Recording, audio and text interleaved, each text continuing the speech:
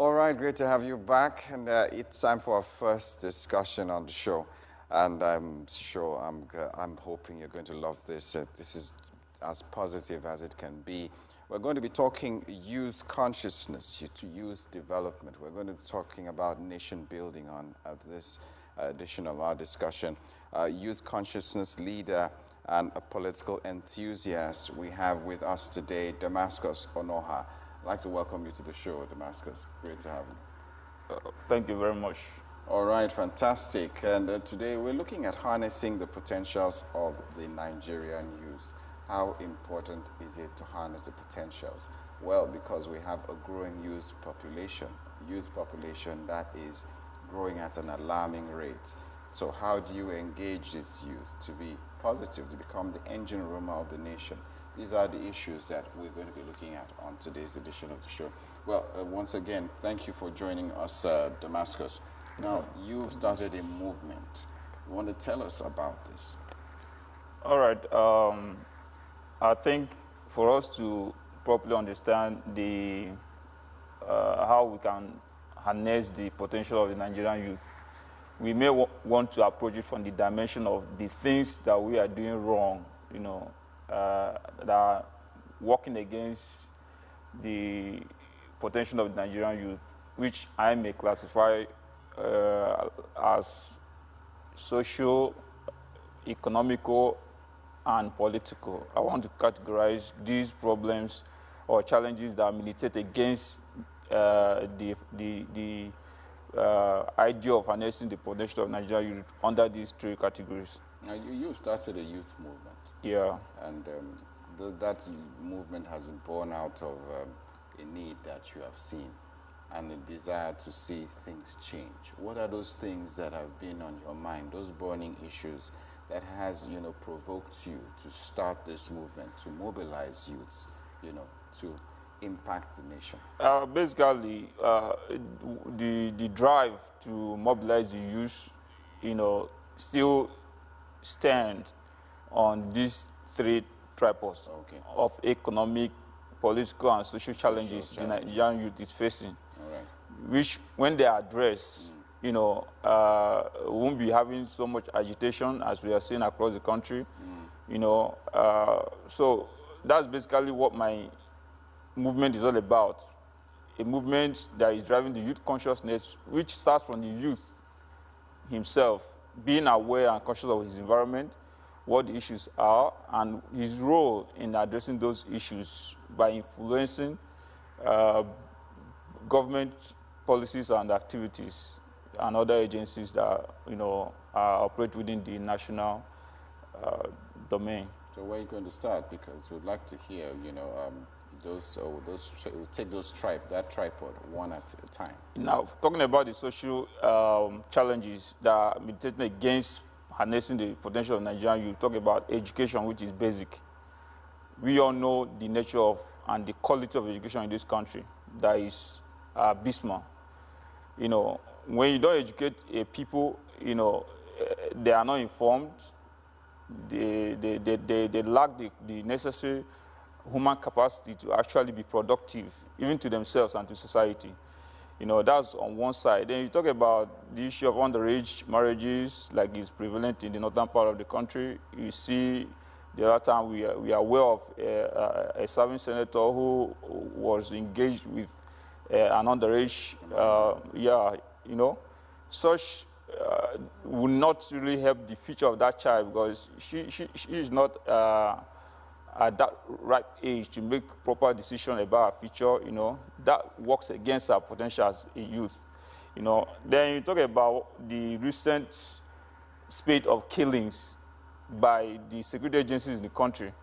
The youths are now scared and harassed from all sides. You understand? We all are aware of the case of Kolade Johnson that was murdered extrajudicially by the SARS operative. These isures are part of. There have been more judicial killings. So rampant of recent. We're not talking about the terrorist incident that's another dimension, but we are talking about issues that pertain to the Nigerian youth. So when you also look at the issue of illegal arrest and detention, Like the other time, I think we heard a police officer talking about people wearing tattoos and dreadlocks that are not in consonant with our culture, and which is quite questionable. How can you label someone a criminal just because they are putting on dreadlocks or wearing tattoos? These issues are issues that are directly affecting the productivity and the psyche of the Nigerian youth. So which, if reversed, will help to really bring out the best out of the Nigerian youth, you know. So then when you talk about the second point, which is the economic challenge, yeah. The reality of what we have today, we talk about creation of jobs. Then how do you harness the potential of Nigerian youth? You need to give them a source of sustenance. That gives them a sense of responsibility and a sense of belonging to the society where they call their country. You know, how do you make this happen? By investing more in the manufacturing sector, in the production sector. Why is it that our leaders prefer to what they see as legacies that they leave behind, structures that they built, rather than the impact of they've made on human capital? You know, a governor wants the legacy he believes he can leave behind is building a road, rather than creating an industry that will employ thousands of youths, or, you know, investing in education and say, okay, in this administration, I've seen myself, you know, take so many thousands of youths off the streets. Why is it that it seems that we have our priorities misplaced? Is it because of the nature of the followership that we have? You can't blame it. Yeah, the followership has a blame on this, but majorly is the leadership. Because the fundamental problem is most of these guys that step up to occupy the public offices in the first instance, like I keep arguing, don't mean well for the country or the state where they are governing. So from day one, from the first stage of the idea of going into public office, they have already they have a preconception about what they want to do, which does not include advancement of the society or the Nigerian youth. That's why you see them, they lack priority in their project and in their manner of thinking. So when you leave legacies of road, water, basic human necessities, social amenities that you shouldn't even talk about, is because they have seen that the followership is not really of good quality, in the sense that the people don't even know what is good for them.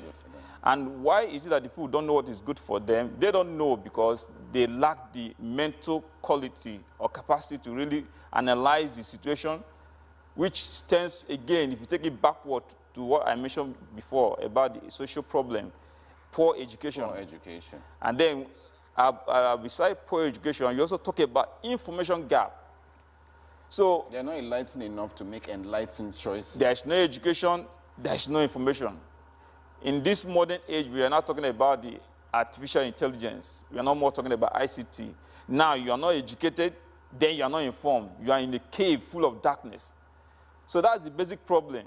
So they leave those legacies on the table. The last election, you see people sharing sugar and Gary. How do we come to this point? It's because this tells you the mindset of the leaders or the politicians or the rulers, as I call them. Because I've seen that you don't know what is good for you. How can you give a man Gary packaged with granules and sugar? What does that serve? What purpose does that serve?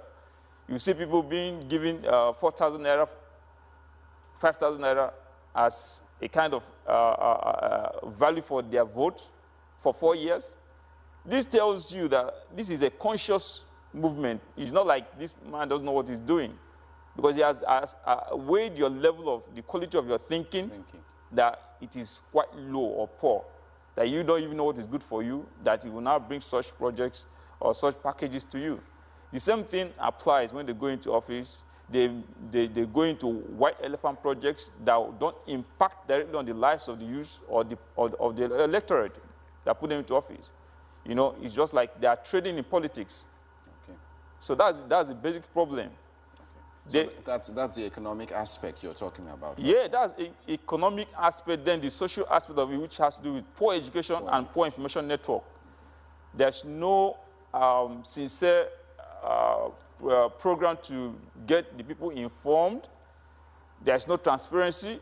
You don't know what comes to the government. Just of recent, some civil society organizations calling for the government's accounts to be made more transparency, more public. That's transparency. When you talk about transparency, when you talk about accountability, you're talking about information access.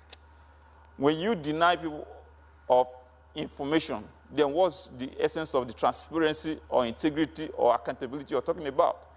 People don't know. Our president was out of the country the other time. Some people are still shouting till today. The last presidential aspirant, Showore, was always shouting that the government should publish what they spent during that medical trip. Well, the president has come out to say the burden of that financial burden was on him and not the nation. But that's our money. That's taxpayers' money. I'm wondering if the private jets of the president too, the cost of landing and parking in the United Kingdom was also upon him as well. I was wondering, how would it be on? Why would it be on point? This is the intention we are talking about. This is where the fundamental problem, the fundamental issue is. They don't have sincerity of purpose. That's the number one thing. That's the fundamental problem. And when you don't give the people education, they are not empowered to think right. Now, you might not be educated per se for you to be informed. That's my contention. They destroyed the education system. Now there's no information. People are just in a cave. They don't know their left from their right. So you've been talking about this tripod. You've talked about the economic aspects. You've talked about the social aspects as well. Now we'll talk about the political. The political. Okay, as you want to talk about that, we'd like to open the phone lines as well. Let's hear from young Nigerians also, youths who want to, contribute, who want to know how they can join this positive movement, okay? And recently, Nobel laureate Wole Soyinka came out to say that his generation has failed, the country. What do you think about that? Yeah, he was just being modest with that.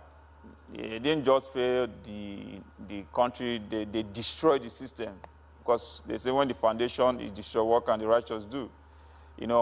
And we are not concerned about. I personally, we are not concerned about talking about the problems, showcasing the problems. That's fantastic. We are more interested right now about bringing solutions to the table. Yeah, that's a positive one. That's fantastic. Okay, now you admit you did something wrong. What commensurate effort are you making to correct or to right the wrong? Yeah, to amend. That's what we want to hear. We don't want to hear about the problems. We don't want to hear what went wrong. We want to hear the solution, the lasting solution you're bringing to the table. That's not enough to tell Nigerians what they already know, that you guys have destroyed the foundation, looking at the constitution, which is the major pivot of the country that is leading everybody astray, which is more like, the constitution was forged in a way that it does not really favor the masses. It's more like for the few that hijack political power.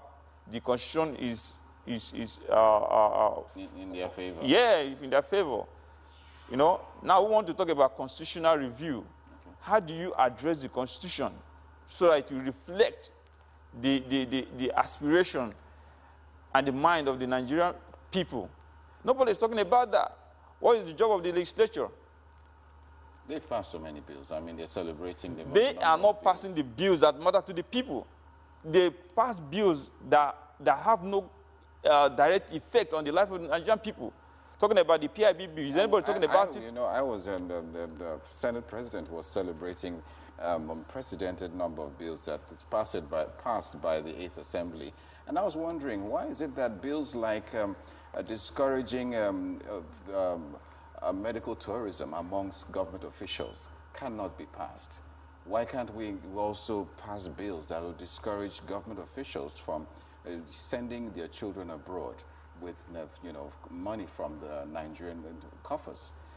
This should be to the advantage of this educational sector, because really, if something is not really impacting you, you won't fix it.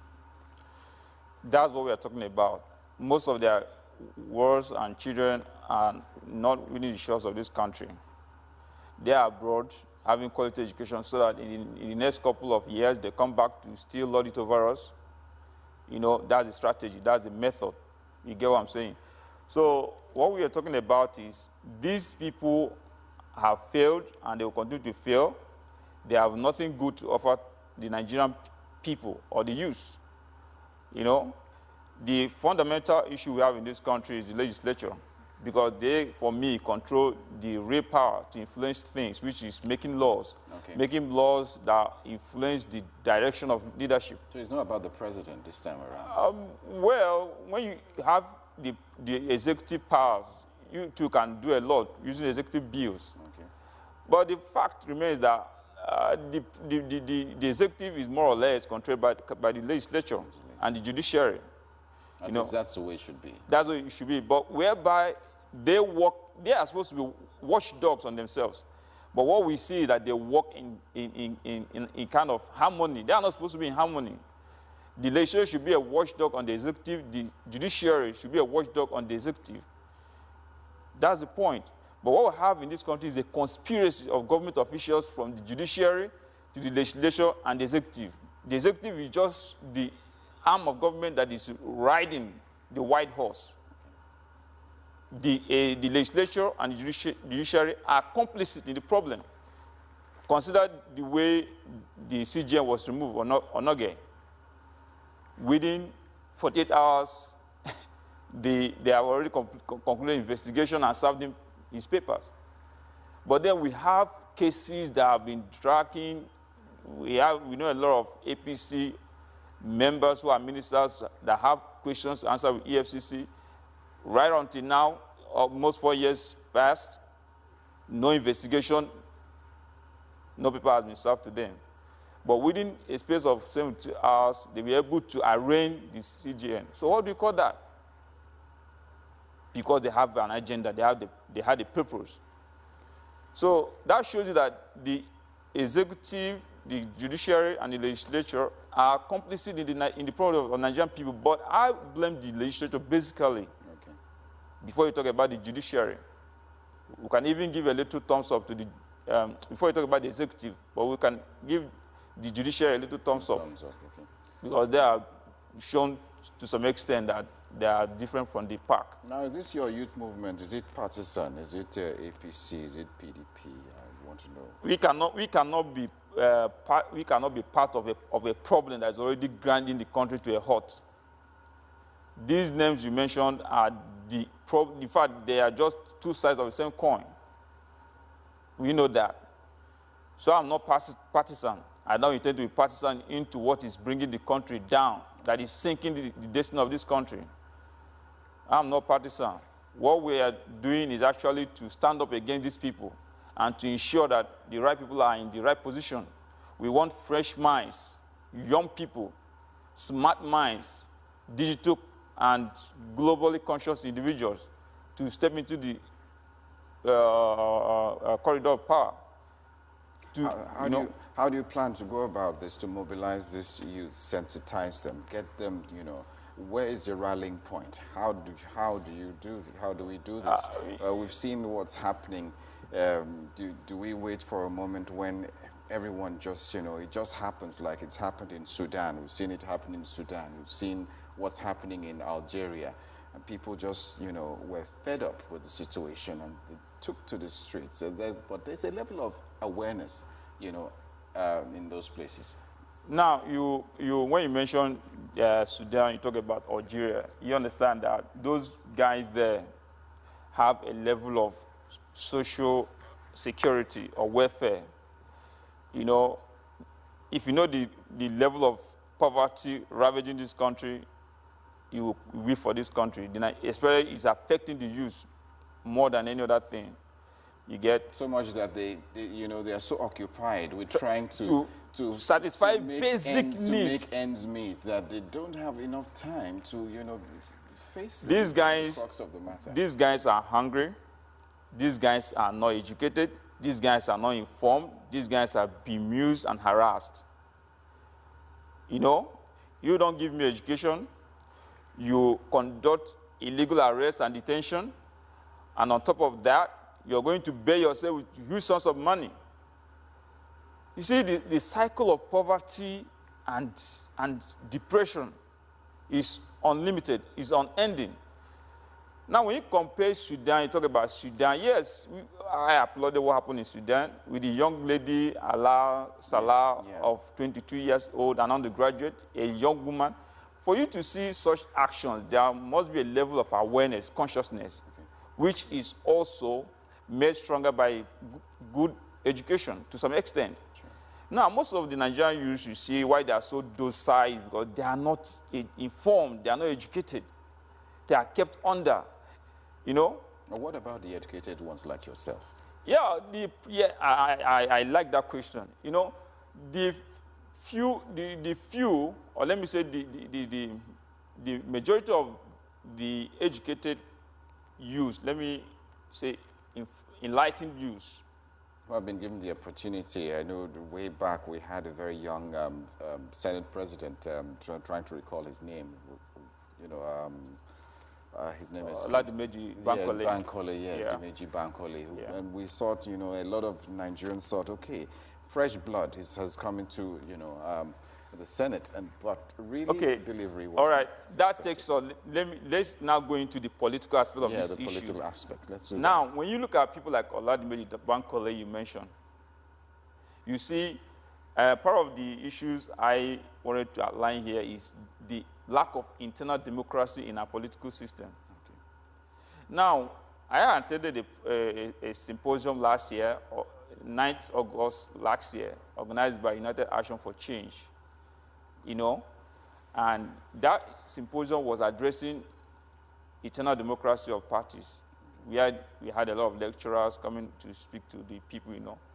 Now, when you have a system whereby the political parties lack internal democracy, whereby the members of the political party do not actually influence the decisions taken by the party, there is no party register. Yeah. We all knew what happened to the incumbent governor of Lagos State. Yeah. When there is no internal democracy in the political party, it's a problem. And that means the system that is producing the aspirants and the eventual winners of the elections are not a true reflection of the mind of the people. That is to say, what we have in this country, what is playing out in this country is what we call money politics. Politics by the money bags. How much do you have and how much are you able to distribute? Okay, we know that. So what's the way forward now? What are you bringing to the table now? What I'm bringing to the table is these issues, making the Nigerian youth aware of them. Yeah. Okay. By reaching out to them on social media and physically in the field. Okay. You know, but the challenge, the dilemma we have here is that now you have the few, you talked about the educated youth, those that are a little comfortable, they put it that way. Yeah. You see that those ones are more or less concerned about what's going on because they are not hungry. They are living in their father's house, or probably they are on a kind of salary that is a little comfortable that can meet their basic needs. Yeah. You know, so those youths who are a little comfortable and educated feel it's not their problem. You see them on social media, on Facebook, on different blogs. That's where they are doing their own political campaign and activism. Meanwhile, these issues are on the ground. So the dilemma is that people that know what is going on, who are aware of the situation, which are the youths that are a little educated and a little comfortable, are not actually practically involved in the change process. Now, the hungry ones that are being used by these politicians as talks during elections and destabilizing for different political vendetta, you know, are the hungry Nigerian youths who are not educated and who are not informed. So how do we get to these people? That's what we're talking about. You reach out to them on social media. Okay. The ones you target on social media, for you to have data on your phone to browse means that you're able to spare 1,000 or 1,500 upwards to recharge your phone on a monthly basis. That means you're not a hungry Nigerian youth.